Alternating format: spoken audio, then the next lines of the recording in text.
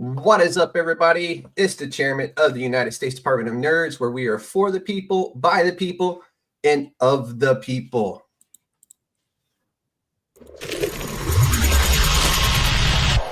You are listening to the USDN on the DFPN.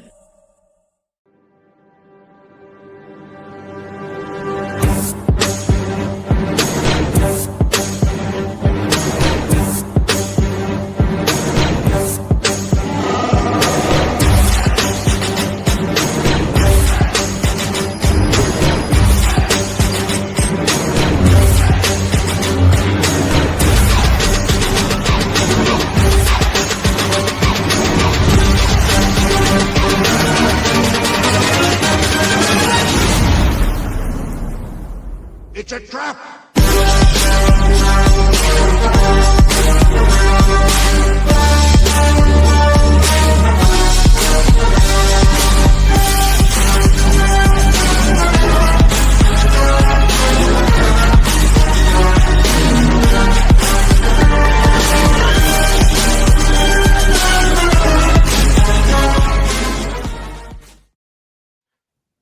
What is up, everybody? Ladies and gentlemen, boys and girls, children in all ages. I have Bruno back with us today to discuss his new Kickstarter. I'm hoping I'm pronouncing this right. Scinematic Figments. Is that correct? It works, yes. I've been racking my brain on how you presented that because I love the name. But I know it's like sci-fi and cinematic put together, which is a really dope title for this book and very fitting, I might add. So for me, it was like, damn, is he trying to say skinematic or cinematic or? So how are you saying it? Yeah, I would say cinematic because, you know, it's still the word cinematic. It just has an S in front of it. But it's the whole thing that I did not realize is that this works really well if you're looking at the title and you're reading it, but if you're just hearing it, it does not work at all. Maybe if you would have put a dash between the sci and the pneumatic, then maybe it would have been a little less confusing. But I still love the name of it, man. It draws you in by the name because it's like, okay, we got some sci-fi, and the art itself is very cinematic in a way that it's almost like the opening sequence of a space odyssey anime or something like that. Was that what you were going for with that? Yeah, so a lot of these stories, they were basically, I probably mentioned that last time that I was here, that I started doing films and stuff like that. So a lot of the stories in this book are stories that I could not make as as films because they were expensive. Mm-hmm. For example, Parasites is one of those. I had this very clear idea about telling this story as a short film, and then I thought, well, I'm never going to be able to do this as a short film, and I thought, okay, let's put it into comics, and that's how the name was born. Was like these cinematic stories. Okay, no, that makes a lot of sense. Yeah. No, and it really works that way too, at least. So I don't know how many other people have had the honor of reading these yet, but I have read all four. Well, technically, I think it's three, right? But there's two stories in issue one, Finite. Mm-hmm. And then in issue 2 of the anthology, there's two stories, Parasites and Infinite. Because I didn't see a second title in issue 1. I know there's two stories, but I don't recall seeing the second title. Oh, because I've seen it was the work in progress one is the one I got to read.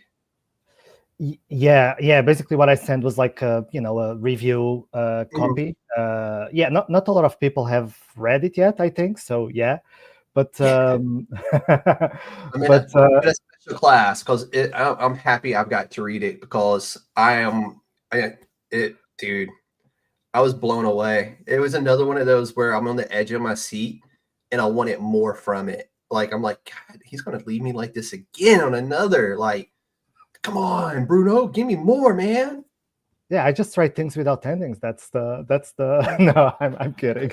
The second story, it's called My Time Has Come, Okay. which is kind of a shitty Dude, title. It's it's really not. If it's the story I'm thinking of, it was perfect. That's a perfect title for it. okay, yeah, but I debated a lot the title of that story. It had a lot of titles, that story. Let's put it like that. Because that's the one I think you were talking about, like, hey, it may be a little political. Yeah, well, it was not intended like that. I just think And that a it lot of wasn't really things. anything, I didn't feel it as political. I mean, we'll dive into the story just a little bit because that was probably one of my favorites, the way it ended, because it was like the perfect ending for this guy. Like, this guy is a complete chauvinistic douche, no other way to put it, and he got his just deserves at the end of that story, which to me was so fitting for him and his, I'm guessing, demise, because we don't know if he perished, but I'm guessing he perished. So, but Who I knows? thought that one had the perfect ending for this guy. I'm like, oh, this guy got what he deserved. That's really good to hear. Yeah, I mean, you never know when when you're telling a story without having like a very obvious ending.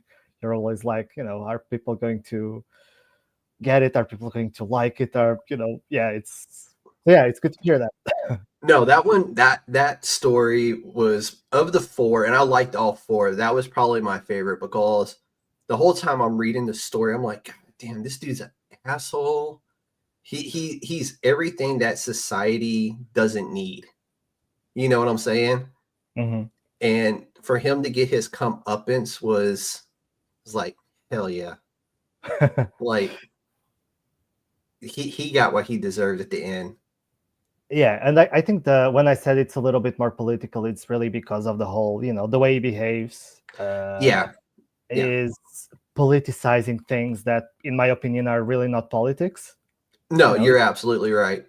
yeah, And to me, it was just the typical alpha male, mentality that you still see out there on a daily basis. I mean, the news is full of them, but the way, yeah, all I can say is people will need to buy this Kickstarter, whether it's you just get the electric, you support the pledge, or pledge to just support and get the electric copy of it through PDF, or if you actually buy the paper copy of it. That's a story I think needs to be read because it to me was that good.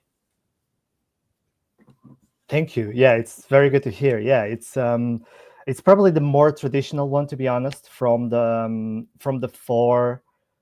Yeah, I think it's probably a risky book because a lot of the stories are very much, I don't know, they're different. They're not the typical storytelling, I guess. Not, but to me, that's what makes it good to me. I've been an indie comic guy like since I got back into the game. There's a few mainstream stories. Well, I won't even say stories, characters that I enjoy reading. Like, I'm currently reading Daredevil Unleash Hell by Erica Schultz, but I'm a fan of Erica Schultz Mhm. because she was the first female writer to write a Spawn title with Rat City. And she's also doing a really good job of X-23 and that stuff and a few other books. But she's a phenomenal writer. And that's why I picked up Daredevil Unleash Hell. It's just simply because she is a good writer.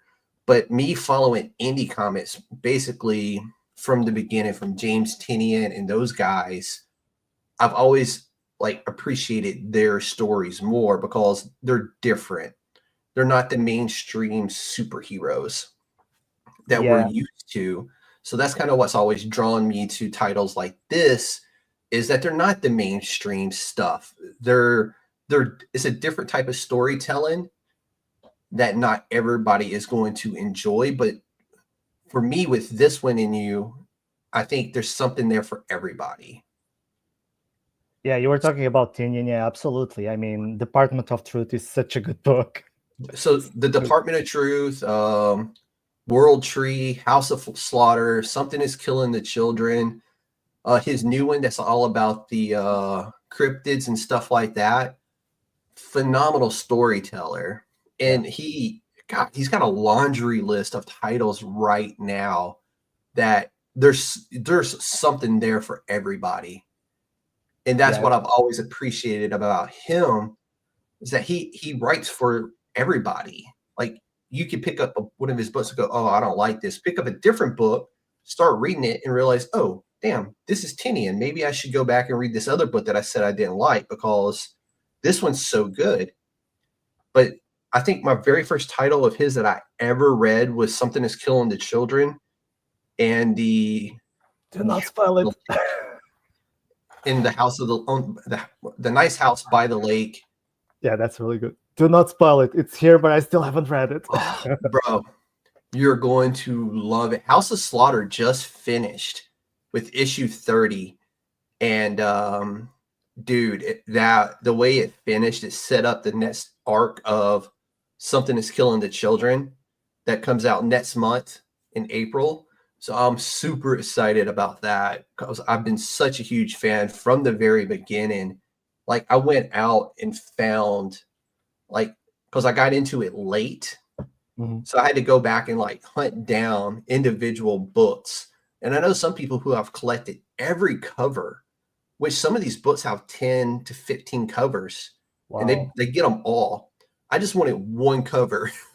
You know, and it was so hard to find, but I finally got it. You know, I finally pieced the entire individual issues together so I could read it. And granted, I still buy the trade paperback or the hardbound. Just, I want to have it because I'm such a big fan of him. And why he just started his own company with Tiny Onion. So, and the Tiny Onion's working with Image, Boom, and Dynamite. They're working with everybody to write these really cool, unique stories. And by him having his own umbrella of Tiny Onion, it's allowing him to make more money off of it. And they're basically publishing his book or doing the production of the book while he's making the most money off of it, which is the way it should be. Yeah, and he gets to tell the stories he wants to tell, not, you know, what... Yeah, not what the big publishers would want. But that's what's great about Kickstarter. It allows people like yourself to do the same thing. Yeah, it's true. I mean, you'll always find... the other day I can't remember who it was, saying, you know, just write what you want to read. And I guess that's true, because if you like to read it, chances are that somebody else out there is going to like it. So if you write that, you will find your audience. And I started doing conventions, you know, more recently. I've seen that. Yeah. How is that going? I only done a couple of them, but it's really fun. I'm really enjoying them. And the main thing is that you do get to talk with people who really enjoy comics, who are looking for new things. And I guess it's that thing that, you are meeting people, and slowly you are kind of building a list of people that actually start following your work and enjoy what you do, I guess. And it's not going to be overnight, but if you write something you enjoy, you will eventually find people who will enjoy it as well, I guess. Yeah. So let me ask you this. Like, in the US, Comic-Cons have slowly became more about everything else than the comic. Is it the same way there in the UK as well? Yeah. It's terrible here. I would say that I actually wrote an article on Medium about the conventions that I think are worth it from the point of view of readers and traders. But I mean, you have Thought Bubble, which is like, you know, it's a haven for comic book creators. Last year we had Tinian, we had Chip Zdarsky, we had like a lot of, you know, that's good. There's still some out there that's about the comic book. I know there's one here somewhere they have every year, but it's not very, it's briefly advertised and then it's over. And by the time it's over, I'm like, oh wait, it's already passed. And I'm disappointed because that one is truly about the comic books versus, you know, I have no issues with anime. I watch a ton of anime, but most of these conventions now, you go there, it's just people selling art prints, costume accessories, and there's not a whole lot of comic book to it anymore, which there's nothing wrong with that. They're meant to expand and have something there for everybody. Yeah. But we have to stop calling that a comic con, because it's no longer a comic con. A comic con to me is about the comic book. It's about the creators, the writers, the production side of it. I know San Diego Comic Con is a little bit better, and some of the bigger ones are a little bit better, where they have a ton of creators. Publishers have their own booths and stuff like that. But some of these smaller ones, it's more, they try to have something for everybody. It's one of those where it's like where they say pick your struggle, and they're picking all the struggles but still calling it a Comic Con. I'm like, it's no longer a Comic Con. Yeah. I mean, the one that I did more recently, I kind of, if I just considered the table, I would have broken even. I don't, because I traveled and all of that. But yeah, it's. I think at small Comic Cons near you, you might actually do all right if you live nearby. But yeah. But only because there isn't much choice, right? So if someone goes there looking for comics, they're like, oh, there's you and two other guys, so they'll eventually buy from you. And it's like, yeah. And what's cool about that is with you, they're getting something different and they're getting something unique. So they're going to sit down and read it, versus it's just going to go in my box over here. You know what I'm saying? Yeah. But still, I feel like you. I feel like the whole, I was I'm not going to name names, but I was in a convention last year that I basically asked for a refund. They didn't give me one, but I asked for a refund. Yeah. Because I got there, I traveled. It was 2 days. I got a 2-day ticket. It was a really big event, and I got there, and there was like 2 comic book traders, in an event called Comic Con. And it costs, like, I don't think people realize is like, people, like, creators get invites to these things, but they're still paying for the table space. Whether it's $100, $200, $300, I've seen it go for even more for table space. And I'm like, they may not even break even on the day, because people aren't going there for the comic books anymore.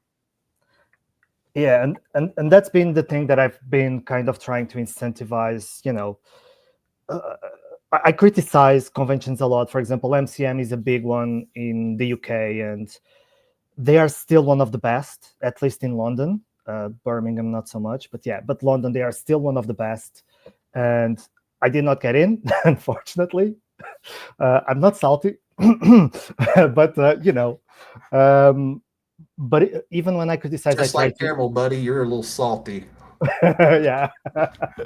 No, but yeah, I mean, I think I'm more worried about the fact that it used to be a really good convention for comics, and it's getting worse and worse. And like you say, there's a lot of people selling. Look, there's room for everybody, but when you have an artist alley where you have more people selling, prints of Baldur's Gate or animes or something like that, I mean, it's, where is the original work, right? Whereas we have the whole thing of now with AI. Oh man, I should not say this. People are going to just kill me for saying this, but no, I mean, AI has its place in the world. Comic book art isn't one of them. No, absolutely. But what I'm saying is that artists complain a lot about AI stealing their work. Yep. And then we have artist alley full of artists basically selling things that they do not own the rights to. And it's like, I mean, fine, I'm okay with that, but maybe have more original material as well. Yeah. Yeah. No, yeah. We're off topic a little bit, but that's fine, because some of these are important to say. But let's get to Cinematic Figments. Give us an overview of the anthology and kind of what makes it unique and why people should support it on Kickstarter. Yeah, I mean, I'm a massive fan of Twilight Zone and Black Mirror as well to an extent, but Twilight so Zone good, so good. Twilight Zone especially, and it's because we often say that, oh, keep the message out of my entertainment. I don't agree with that. I think that entertainment should have, it doesn't have to be political, it doesn't have to be, it can be just something to make you think. It can be a philosophical question, it can be anything, right? It definitely doesn't have to always be political, and I think stories most of the times it's not. But yeah, it's that having a story that you're telling a story and you're talking about something that isn't the thing. I don't know if that makes sense, but and I think cinematic figments is very much that kind of like Twilight Zone, in the sense that the story, there is a story and there is a story to follow, but it's more about raising a question, making you think. For example, the message at the end of the first story, Fenitis, I think it's kind of obvious. Yeah. Without giving spoilers. I mean, it just kind of goes full circle, the way that it starts and the way it ends, but it kind of puts everything in a different perspective. And it is real world in that one, very much, because that guy is dealing with a real problem. You know what I'm saying? And I think everybody has a story similar to that, or knows somebody with a similar story as that one. Yeah, and I mean, that part you can say, yeah, it's basically a researcher that's at the edge of the solar system and finds out that he has, an incurable cancer, which, this is in the future, and he says it right at the beginning. We can travel faster than the speed of light. We can, do all these amazing things, but we still can't cure, cancer. And it's, it's about coming to terms with his own mortality. And so there's all these questions kind of just, there's the journey of the character, but I always try to, I try to tell a story to make you think about, okay, in this situation, I don't know, how do you interpret it? How would you, to bring your own experience to it, to bring your own ideas to it. I think that's, for me, good storytelling is bringing your own thing to interpret it, if that makes sense. Yeah, no, that defines what a story is. So yeah, I mean, why cinematic figments? Yeah, I mean, if you like stuff like Twilight Zone, like my previous book Bereavement, like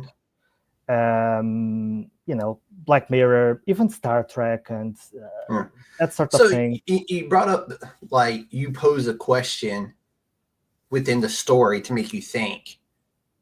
If I remember right, at the beginning of every episode of Tales from the Crypt keeper would pose a question, then go into the story. Yeah, so there you go. No, fair enough. Yeah, I do not know that. I need to check it out. Oh, Tales from the Crypt, man, that was my jam back in the day. That was my story time just before bed. As a horror fan, Tales from the Crypt and the Crypt Keeper were, that was, because he would start it out, he would open a book and he would pose the question from the book and then go into the story. And by the end of the story, the question that he posed would be answered. Okay.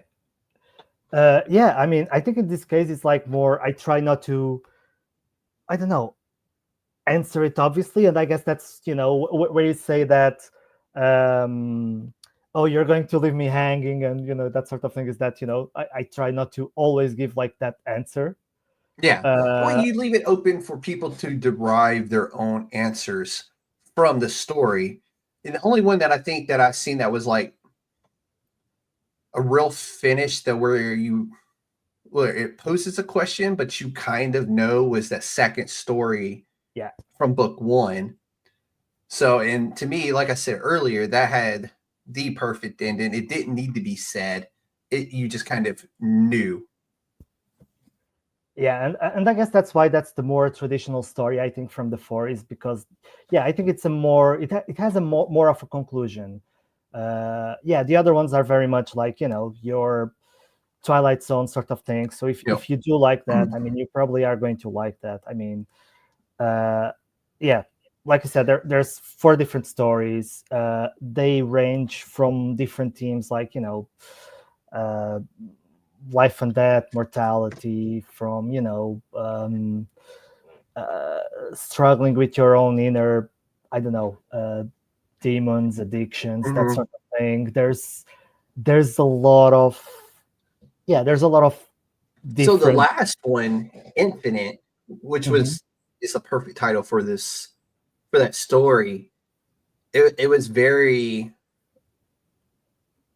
how do I don't want to spoil nothing, but it took me probably 3 pages into the story before I realized that the main character was a AI, was a robot.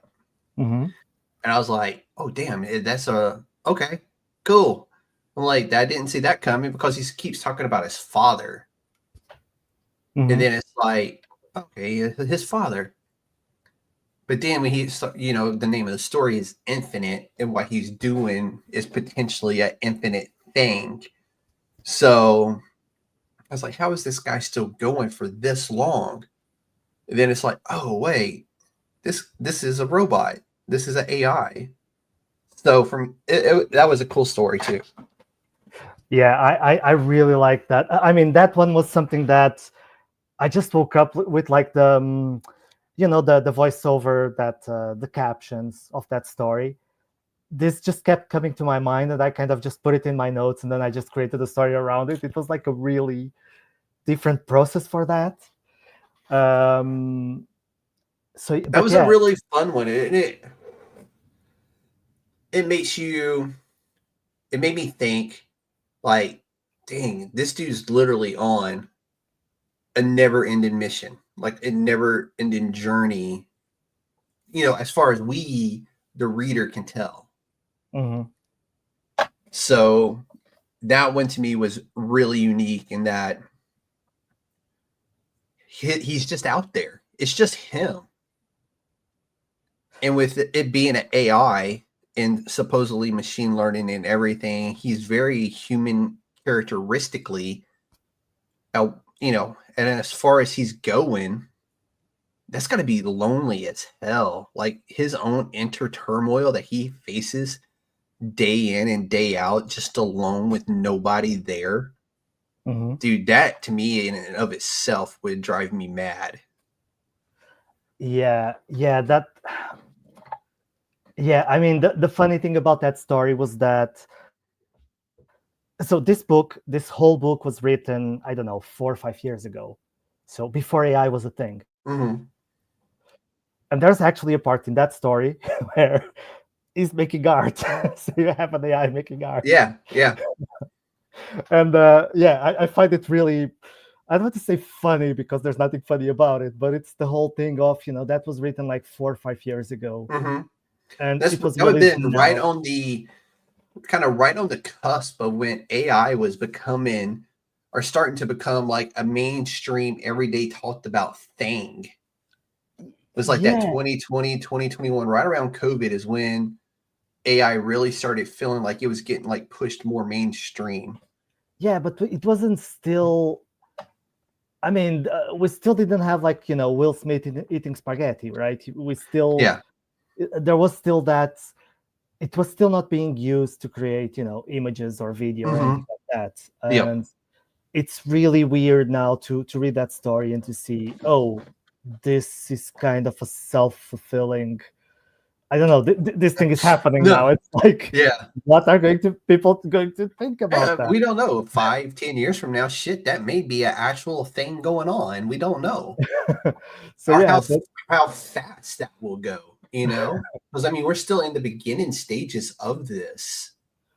I just uh, hope it doesn't go the route of Skynet from the yeah, Terminator. That would be like the worst thing ever. So, yeah, no, I hope not. I mean, I hope they are more like this AI that's like, You have your own thing. You can't do anything about it. You're Yeah. suffering a lot. Like Screw you. though. he's literally, the way he's programmed is there is literally jack shit he can do about it. Yeah. It's His only thing is the mission. He can't self-abort it. He can't do none of that stuff. Like, even if he wanted to. And that's his inner struggle, is that he knows he's on this never-ending mission and there's not a darn thing he can do about it. Well, it doesn't necessarily know, right? I mean, it's the whole thing of. I guess that's the question. I mean, not wanting to give much away, but I think I see finite and infinite as like, I don't know, opposite sister stories, because they are kind of the same story but a different aspect. One is, Yeah, I was going to ask you about that. If you meant them to be like the opposites of each other. Not originally when I wrote them, but then I realized that, oh yeah, they are kind of opposites, because one is like, what if there's a finite nature to the universe, and the other is, what if the universe is infinite and there's no end and there was no beginning, no end? It's like, we're just human. We cannot understand the idea of something being infinite. So it's kind of those two, I don't know, opposites, I guess. So yeah, infinite was meant as that. What if there is no end to it, or beginning, or so? Yeah. I lost myself. I don't know what I was saying. No, you're spot on. So we've talked about 3 of the 4 stories. Let's take a second to talk about probably the most horrifying thing possible, which is kind of like I'm trying to remember the name, Area 9 or whatever it was. The movie. Oh, okay. Yeah. With the shrimp like aliens. District 9. District 9. District 9, yes. Yeah. Thank you. I love that movie. So and I've heard there's going to be a new one of those. But this is kind of like that meets a vampire type of story almost, where aliens have come to Earth, but there's only a certain type of human that they can feed off of. Mm-hmm. And dude, that shit was like, holy hell. Yeah, I mean, it makes a lot more sense. The alien itself is creepy as shit. It's like something out of a horror story. Yeah. I mean, I absolutely love the design of the aliens. Samuel did a fantastic job. So, yeah, if you read Portrait of a Soul, he did that book as well. But this was the first time that we worked together again, like 4 or 5 years ago. And yeah, it just hasn't come out until now. And yeah, that story, that one was definitely one that I had planned to do as a short film. Yeah, never happened because, budget reasons. And, imagine a short film having aliens that look like that, or spaceships. Feeding off people. Yeah, feeding off people. Yeah, that wouldn't have been cheap. So, yeah, I mean, I'm kind of happy that I was able to tell that story in a comic format. No, that one. So the second story and this story were probably my 2 favorites from this anthology, just because I love the horror aspect of this one. And who knows that we don't know what's out there. I just hope it ain't those. Hopefully when they come, they're a little bit more friendlier than what those guys were. And even then, they didn't hurt anybody else.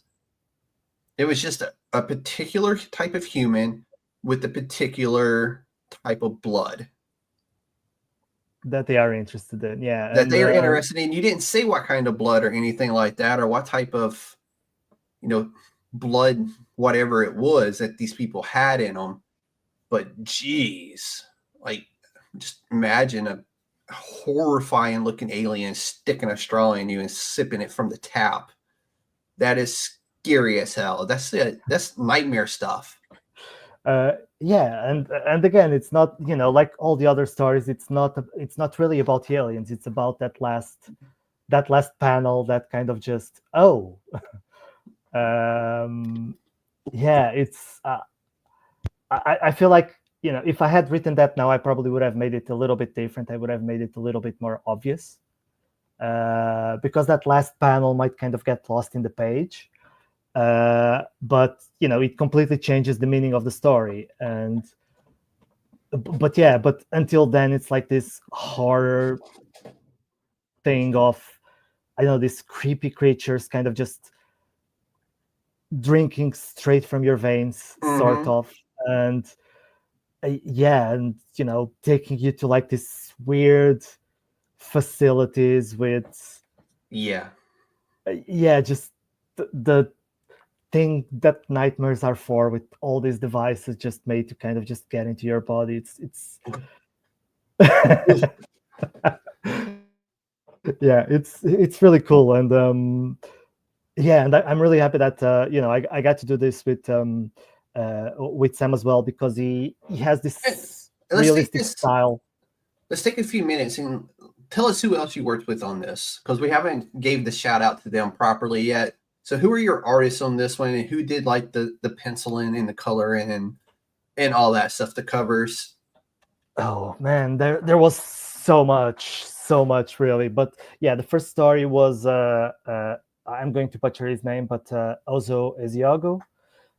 So he's a Nigerian artist who he is amazing. I mean, if you look at the first story, the coloring on that one and the views from the ship itself, amazing use of colors and realness behind it. You know what I'm saying?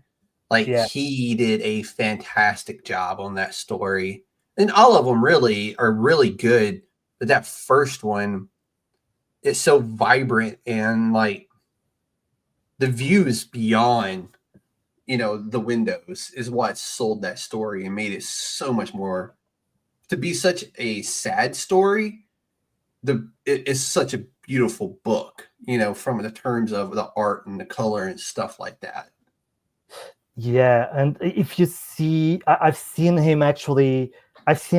process, and it's really, he doesn't really do line art. It just starts with the colors, and at the end you just have that thing, and it's like it's amazing. That's really dope. Yeah, it's really it looks like like those classic painters who just pick up a brush and start putting things, and in the end you have a painting. That's kind of what it does. So it's amazing to see a full comic with that art style. So that's why really, like, the art on that one, phenomenal.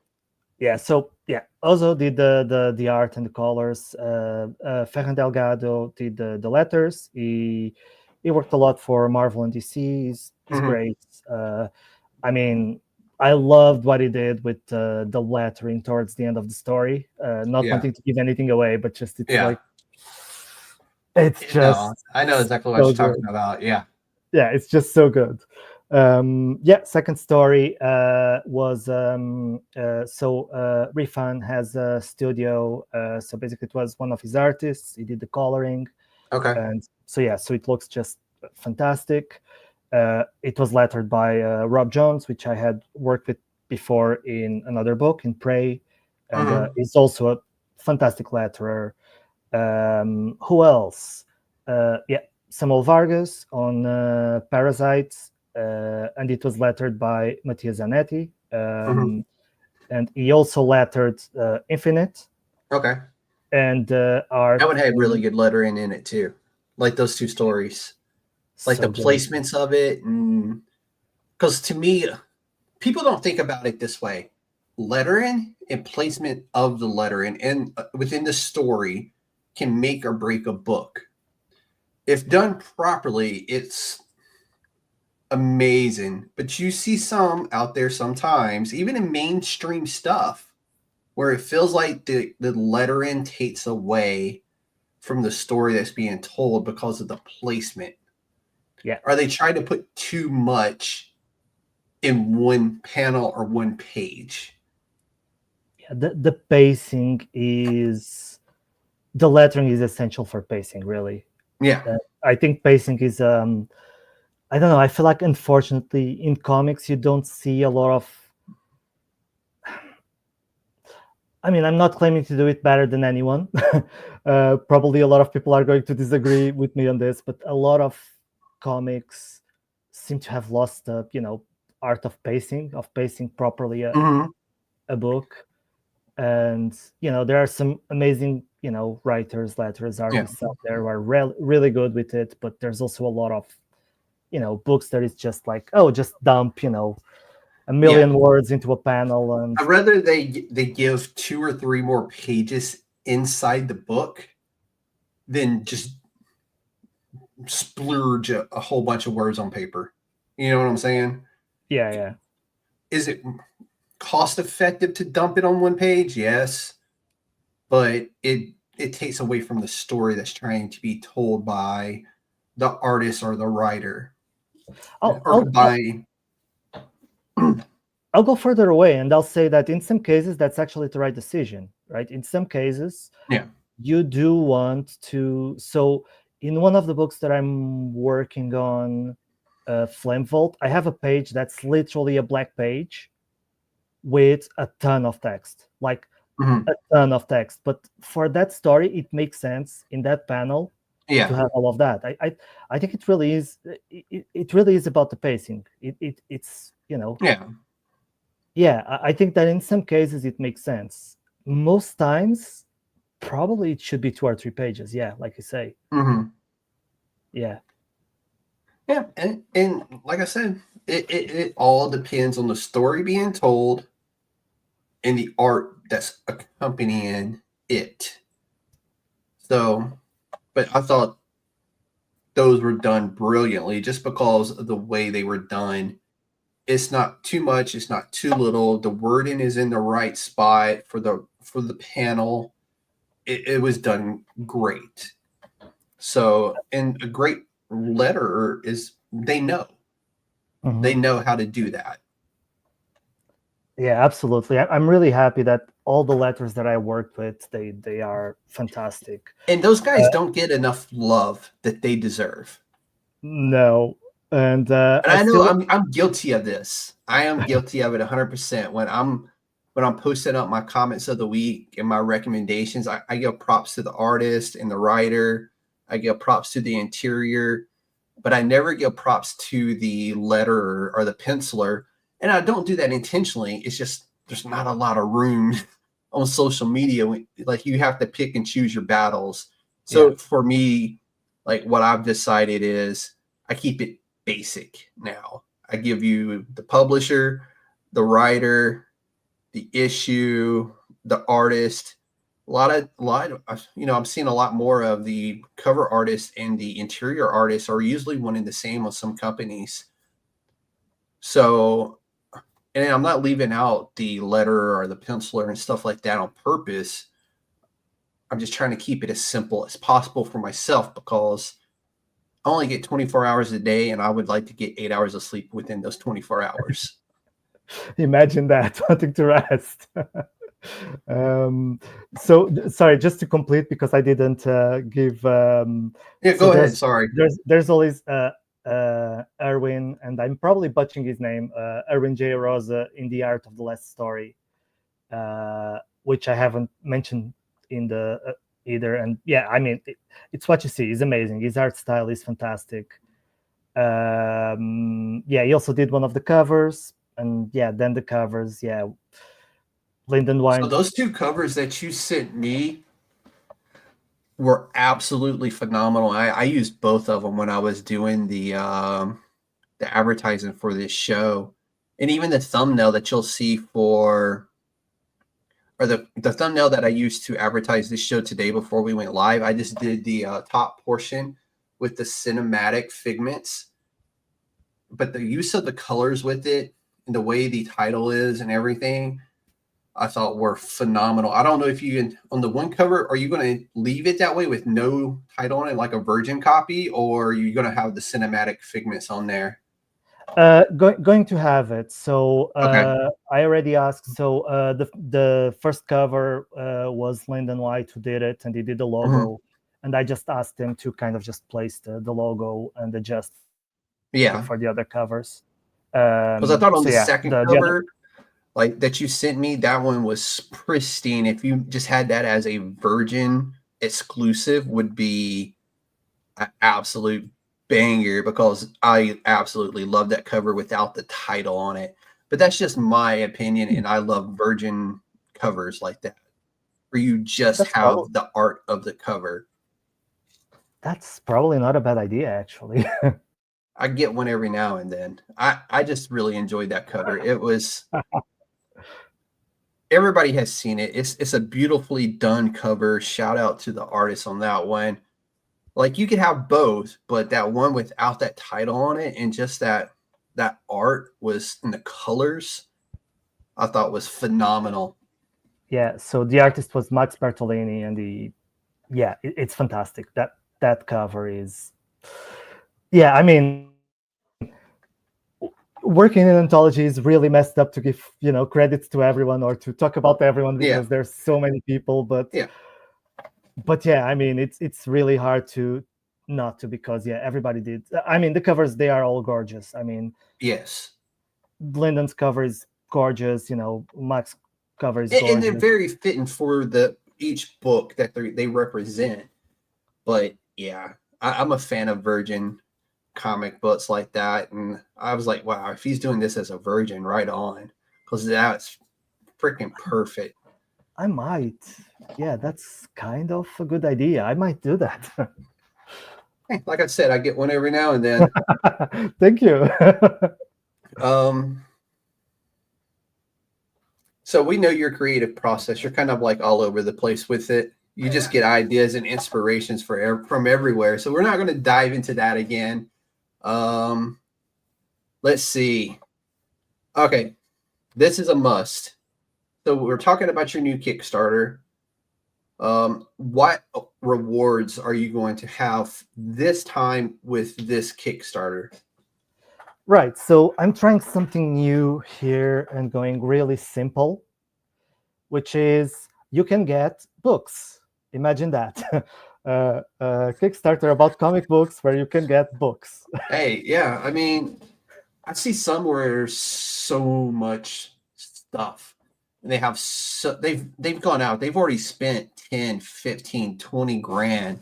Have artists do multiple covers, or here's the cover, here's the Virgin cover, here's the cover, here's a Virgin cover, and they'll have like 50 covers ready to go. Mm-hmm. And it's like, Jesus, pick up, like, you're overdoing it. And like their Kickstarter to support it, like if you wanted all their covers, it's like $5 grand. Like, there's just no way. I'm like, there's some poor soul out there that is in love with all these covers and he wants them. And he's going to find a way to get that $5 grand to get them. And I'm like, you got to pick and choose here. Like, on your last one, like, you had 2 other stories that you could get along with it. And I really enjoyed those 2 stories. Like, I really wanted to read them. And so I'm like, and it was reasonably priced. It's not a $40 cover or a $50 cover, which there's Kickstarters out there with $100 covers, $200 covers. And I'm like, you are on something. Mm-hmm. Like, you are really reaching for the stars with that kind of stuff, but you are not like that. You do keep it minimalist, which I appreciate. And you're not trying to rob people. Well, to be fair, I mean, a lot of people doing those, $100 covers, people do go for them because they end up kind of making a lot of, 5-6 figures sometimes. So who am I to criticize that? Because it's clearly working for them. There's no criticization there. Yeah, It's just one of those where I get it. I get what you're trying to do from it. But 20 to 30 covers is... yeah, it's too much. It was an overkill at 10. Yeah. Yeah, with this one, I've been doing 3 covers for every book. So for this campaign, what I decided was, because a lot of people, yourself included, kind of just went, and thank you, by the way, went for the bundle. Yep. Like I said, you're getting a deal within a bundle. And we talked about it. We kind of like eked it right in underneath the maximum there. So good for us. It was so close to the maximum, so close. But yeah, but I think because it worked out really well on the previous one that. Oh, did you freeze? No, no, no. Okay, I'm sorry. I was no worries, no checking worries. out my daughter message. No worries. Do your thing if you have to. No, no, no, no. You're good. Keep going. Oh, I apologize. no, no, don't worry, don't worry. I touched something, and so yeah, because people went for deals quite a lot on the previous campaign, I thought, Mhm. you know what, I'm gonna do the same. So because I had pretty much enough stories for 2 books, I'm going to release issues 1 and 2 at the same time, which basically allows people to get 2 books for the shipping of. It's not really the shipping of one, but it gets cheaper than Yeah. selling both separately. So yeah, people can get issue 1, they can get issue 2, they can get a bundle with both of them. Mhm. Each of them has a variant cover, so you have the main cover and the variant. So in total, you have 4 covers Mhm. for 2 books if you want. You can get them all. So basically, the rewards are combinations of those 4 covers. And to me, simple is always better when it comes to that kind of stuff. And Yeah, you're getting your bang for your buck at that point. yeah, and I noticed that I was overdoing it because with my previous campaign, Bereavement, I was planning to take maybe a full day for me to create the graphics for the rewards. It took me like a week. It Yeah. took me a week to set it up. And most people don't seem to actually care about, bookmarks and stuff like that. Yeah. I do like a good bookmark, but most people don't care about bookmarks, prints and Yeah. stuff like that. And I was like, you know what? I'm just going to go simple, try something really simple, just the books. So yeah, that's what I'm doing with this campaign. You have That's my favorite bookmark right there. It was a freebie from Vanessa Lilly in her new book that just come out, Blood Sisters. so I like cool. it. It's got the little beads on it. She is Yeah. a Native American writer. So this was really cool. And she sent this to me when I won a book from her live stream a few months back, where she had a sit down with Alex Segura and his new book, Alter Ego. So I ended up winning Alter Ego. Nice. And then she hits me up. It's like, hey, I have a copy of his other book that goes with this one if you want it. She's like, you know what? It don't matter. You're getting it anyway. So she sent me both his books and the bookmark, which was really dope. Both books were phenomenal. And I was already reading some of Alex Segura's comic book work because he also does comic books, is where I knew him from the beginning. I didn't realize he wrote books as well. So that's kind of like how I ended up with those books. Both of them phenomenal reads. I do plan on picking up that book, Blood Sisters, because she just dropped another one too that's inspired by her heritage and Native American. So, but that's a really cool bookmark to me. It's her bookmark. It's got her own little personal touch on it that she does. So that's special to me. I do like a good bookmark, especially when it means something from the person that gave it to you. You know what I'm saying? Yeah. No, I totally do. Yeah, and that's the thing. I mean, I do like to have some things, I don't want to call it merchandise, but it's kind of what it is. But it's, something that people actually use. But yeah, I think this time is like I have so much crap. I have a tower of piles of boxes of stuff that I'm like, you know what? I'm just gonna go simple, just the books. Let's see what happens, because I mean, you do get to a point where you're taking this stuff to cons and just giving it to people. Yeah, I've seen people do that. Where a friend of mine who does comic books, Drew Moss, like his they get stats of books that they do from the publisher, and he's just like, hey, you have this book, hey, you have this book. Like, no, dude, I wasn't collecting when that book come out. He's like, well, here's the hardback, and he signs it for me. He's like, here you go. It was like his very first book that he did, but he's just trying to get stuff out of his house. So I was thankful for it. I thought it was really cool, but it was like all of a sudden now I'm like, I got a handful of stuff that I have to carry around the rest of this con. Yeah, which I appreciate. I will never take that for granted because it was really cool of him to give me. And But yeah, that was one of those things where he's just like, "Here, dude." I'm like, "You could have gave us," because he just lives up the road from me. Like you could, like we could have just. I'm like, whatever, this works. I'll carry it around. I don't care. I got free stuff. Can't Yeah, complain about free stuff. exactly. But yeah, that's it. I don't want to be in that position to, be, dumping stuff on people. Yeah. Because I want to free space on my house. And but yeah, that's the thing. I mean, people seem to care more about the books. That's what I learned with Kickstarters. And that's what I like to do anyway. I'm not in the business of making bookmarks. I'm in the business of, telling stories. Will you So be yeah, offering signed copies on this yeah, one? yeah. All the books are signed. Okay. That's by default. That's free.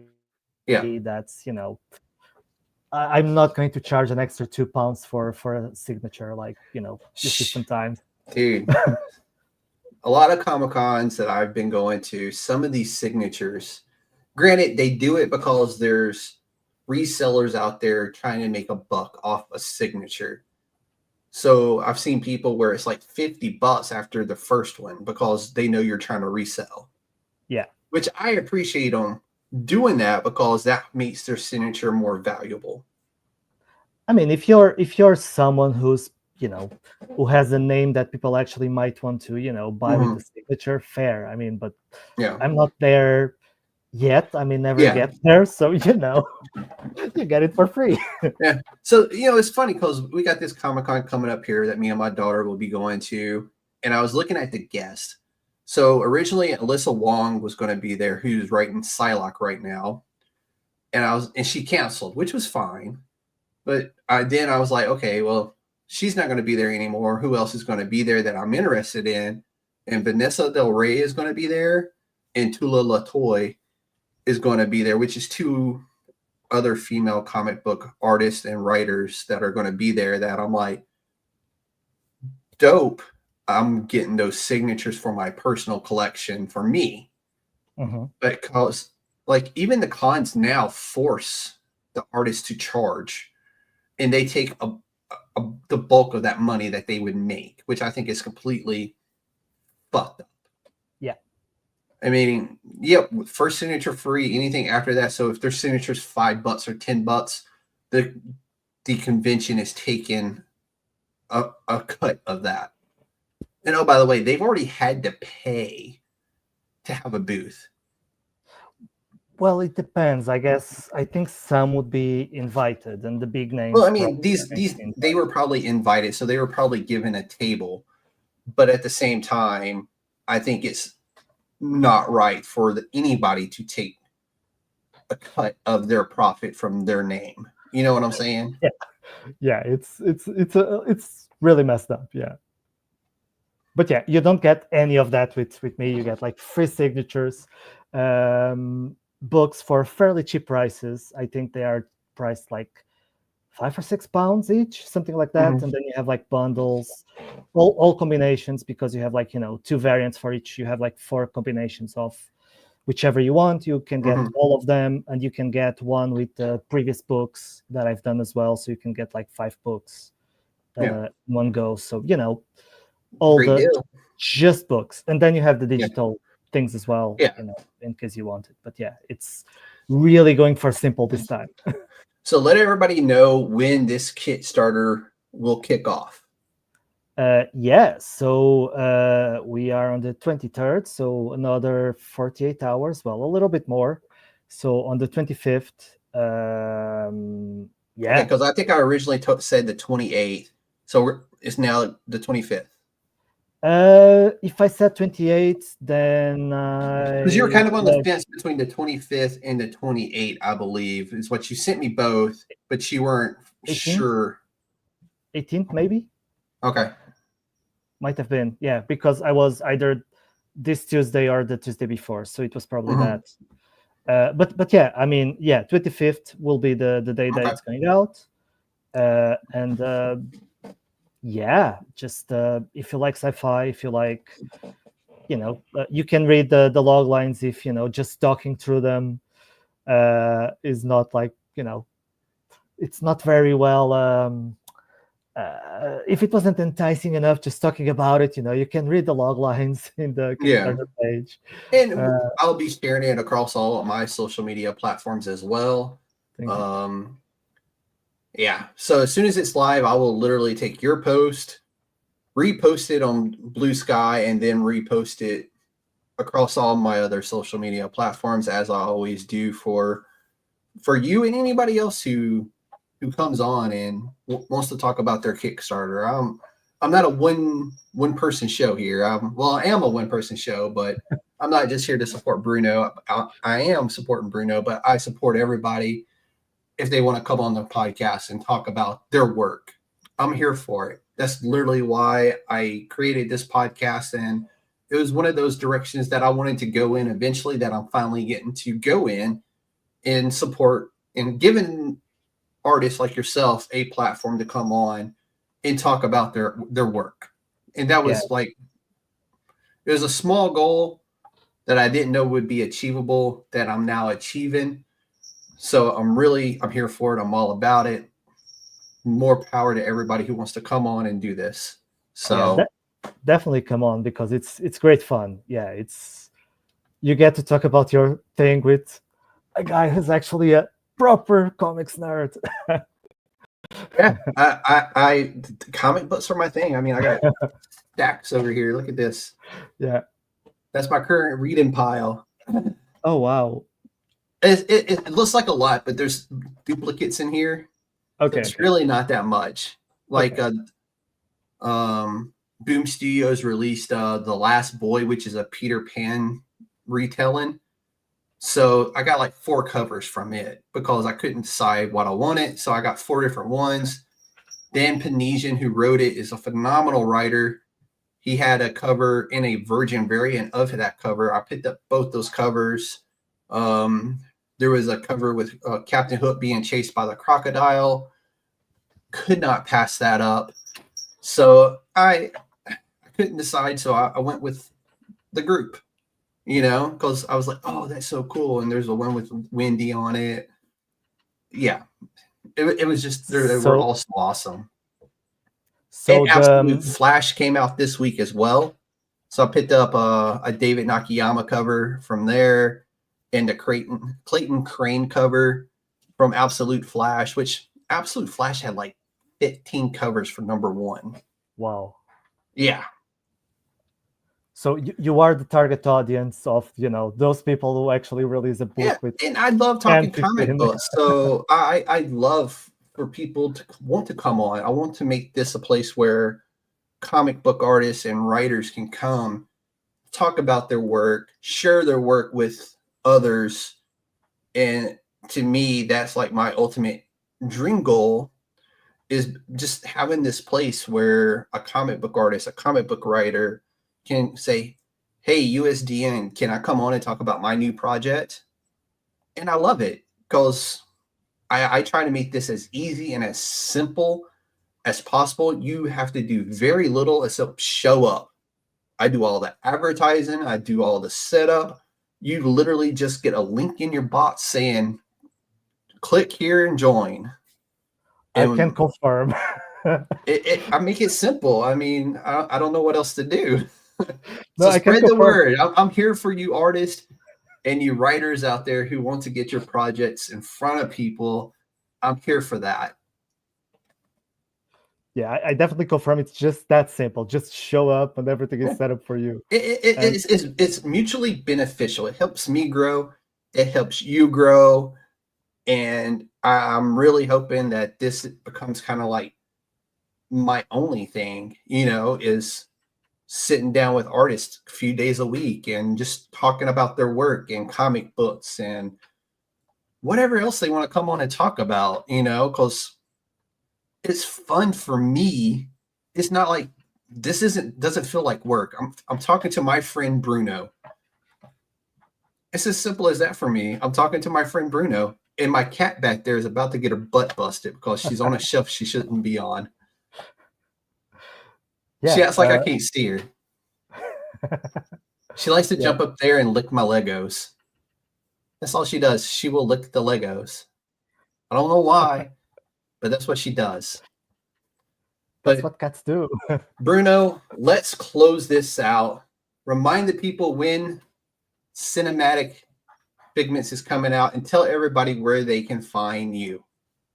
Yeah, absolutely. So yeah, on the 25th, maybe around what time is it there? 3 p.m., right? It's No, 11 a.m. 11 a.m. 3 p.m. is here. I don't know what I'm doing anymore. But yeah, around 6-7 p.m. GMT. So that should be 2-3 p.m. for you. I was right when I said 2 Yep. p.m. Yeah. Yep. Somehow this is how I turned it around, making something that didn't make sense. So yeah, 25th, it will come off on Kickstarter. You'll have issues 1 and 2. They are independent. You can just get one. You can get both. It's cheaper if you get both. But And we didn't mention this yet. How long will this Kickstarter go for? just a month, like Okay. going very simple, very standard, changing one thing, just having books. That's it. Yep. And yeah, and you can find me on Blue Sky at Bruno Catarino .bsky whatever. Yep. So yeah, and that's it, really. This cat, I swear, dude. She probably saw a shadow from the light coming from the outside in, and now she's trying to get it. That's my daughter's cat, y'all, not mine. My cat is probably on the cat tower in the other room. So, also doing cat stuff. Also doing cat stuff, staring at the window, watching the birds and the squirrels. But that's it. Bruno, you got anything else for us? No, that's really it. I will just double, on saying, come on, because yeah, it's a really good time. You really have to do nothing else. And I'll make it easy. It's really good for everyone because, people who follow me start following you, people who start following you start following me, and Yep. We all gain, and yeah, and you get a good time talking with chairman. Yep, I won't say your name if you don't it. want to. Yeah. Yeah, I'm the chairman here. Just that. I lead the Council of Nerds. But that's all we have for everybody today. What's coming up for me is I have Bob Campbell coming on Friday, I think at 6:30, to talk about his new Kickstarter, which is an issue 2 of Tales of the Illuminatus, which, if you don't know, is an anthology. Well, no, it's a trilogy book series. It's kind of weird. I won't lie to nobody, but it's really cool. The book, I read issue 1. It starts out like, what the hell am I looking at? And then it gets into the story, and then the story makes sense. So thankfully, but it's just how the book is written. I mean, it deals with the Illuminati and that kind of stuff. So it's meant to be a little off weird, but in a good way. You know what I'm saying? So I will be sitting down with Bob Campbell, who is doing the art and the writing for this book, on Friday. Going to be a good time. It's going to be my first time talking to Bob and meeting Bob. So I'm really excited for that. My new episode of New Comic Book Day will come out a little later today. I'm very late on it. I do apologize, but I've been catching up on TV shows lately, so I'm simple. I got to get my TV in when I can, and I've been catching up on anime. Reacher is on Amazon right now, so I'm busy. And then coming up April, we're getting Andor season 2, which I've been waiting for forever. So we'll be doing something big here on the podcast for Andor. I'll probably have my friends on from the Pop Break and maybe from some of my other podcasts here on the channel with us at DFPN as well. So a lot of good things, a lot of big things coming out for USDN. I will be continuing my interview series. So if you or somebody you know has a Kickstarter ready to go live or is already live and they would like to come on, we are here to support them as well. But on behalf of myself and the Council of Nerds, this interview, as well as Bruno Catarino, y'all, is USDN approved. Check out his Kickstarter 25 March when it goes live. That is it from us here Everybody enjoy their Sunday.